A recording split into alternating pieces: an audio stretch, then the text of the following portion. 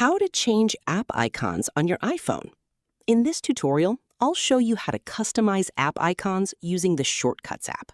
This works on modern versions of iOS and lets you give your home screen a completely personalized look.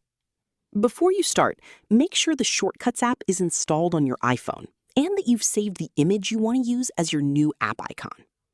First, open the Shortcuts app and tap the plus icon in the top right corner. Then tap Add Action. In the search bar, type Open App and select the Open App action from the results. Next, tap on App and choose the app you want the shortcut to open. For example, if you want to change the Camera app icon, select Camera from the list. Now tap the drop-down menu or Information button, depending on your iOS version, and select Add to Home Screen.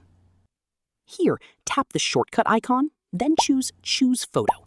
Select the image you want to use as your new app icon. Again, tap on Choose.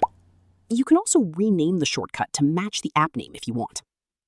Once everything looks good, tap Add. Your new custom app icon will now appear on the home screen. If you want to remove the original app icon from the home screen, press and hold the icon. Tap Remove App, then select Remove from Home Screen. Be careful not to tap Delete App, as that will uninstall the app from your device.